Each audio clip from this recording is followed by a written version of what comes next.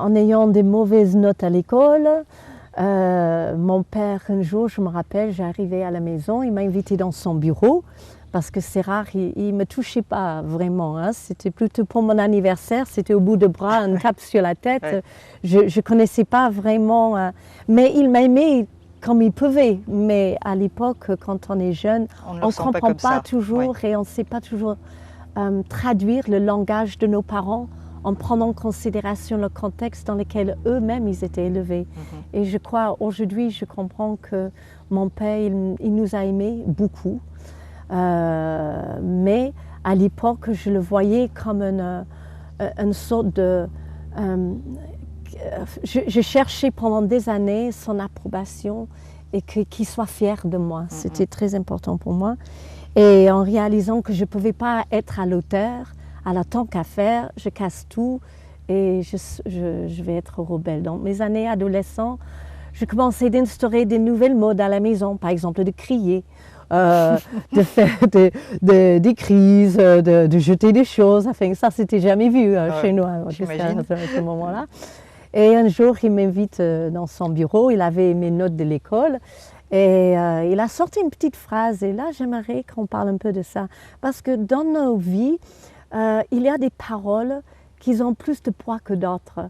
Et parfois on peut recevoir une parole qui semble anodin, inoffensif, mais qui peut avoir un impact dans la vie de nos enfants, qui va laisser des traces pour toute sa vie. Ouais, qui tombe comme un couperet, on peut dire. Qui tombe comme une masse et qui... et je ne pense pas que mon père, il a réalisé dans son éducation, quand on dit des choses comme ça, c'est plutôt pour faire réagir en espérant que l'enfant, il va travailler mieux. Ouais. Mais quand on va leur dire une petite phrase comme « tu es honte de la famille », eh bien, au lieu d'avoir l'effet qu'on va travailler davantage, eh bien, c'est en fait, on le reçoit comme un rejet et comme quelque chose que son affection et que papa soit fier de moi, c'est inaccessible.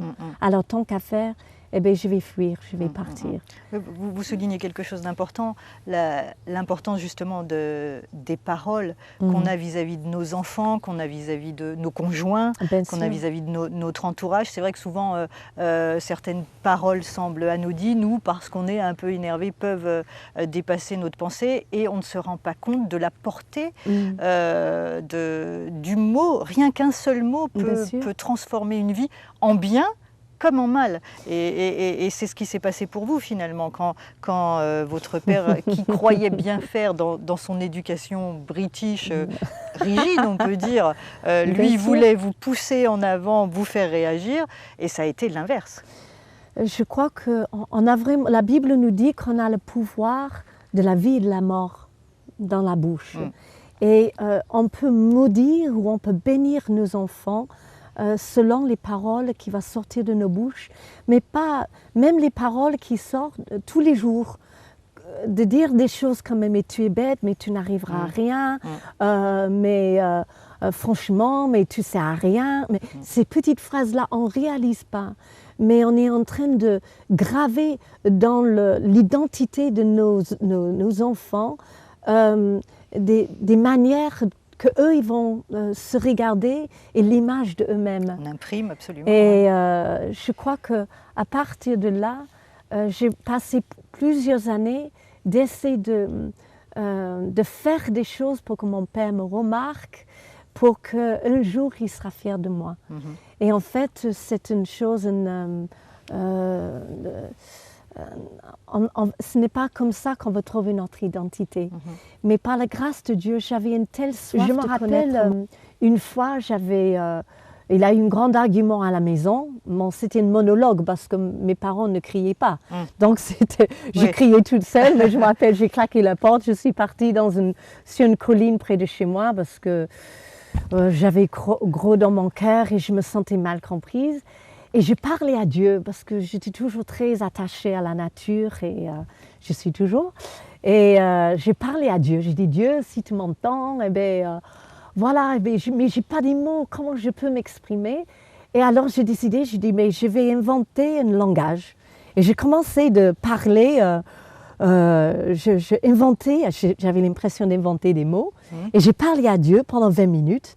Et à la fin, j'avais l'impression d'avoir vidé mon sac, comme on dit, à mon meilleur ami. Et j'ai trouvé une paix à l'intérieur. Et je savais que Dieu m'avait compris.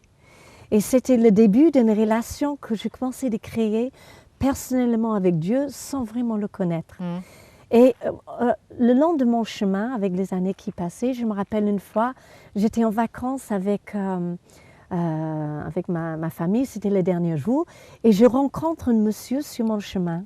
Il était habillé tout en blanc, et il avait un chien, un beau chien blanc. Je dis, oh, il est beau votre chien. Il a dit, merci. Il a dit, toi, tu es chrétienne. Alors, bien sûr, ma réponse, moi, non, pas du tout, tout sauf que ça, parce que j'étais dans mes années rebelles, hein, bien sûr. Et pourtant mon cœur cherchait. Il a dit, et pourtant, il dit, mais tu cherches Dieu de tout ton cœur, tu le trouveras. Et il commençait de prophétiser sur ma vie. Prophétiser, ça veut dire qu'on va révéler, on va dire des mots, des paroles, ou de notre vie passée, ou de notre vie future, mais des choses que la personne ne peut pas inventer. Et ces paroles-là, ils vont être aussi comme une semence, mais qui va porter la vie. Et il m'a dit des choses comme, je ne vous dirai pas tout, hein, je les garde pour moi, mais des choses comme tu trouveras Dieu, il te donnera un mari fidèle pour ta vie, tu serviras Dieu, et des choses comme ça. Et j'ai dit, oh monsieur, il est beau votre chien. Bon, allez, je suis pressée, voilà, je ne demandais pas attends. Et je suis partie. Et pourtant, ces paroles-là, c'était comme une porte qui était ouverte à l'intérieur de moi, une chose qui m'a parlé de mon avenir, une destinée qui m'attendait. Et je savais que ça allait bien se passer. Peu importe, mais que Dieu y veillait sur moi.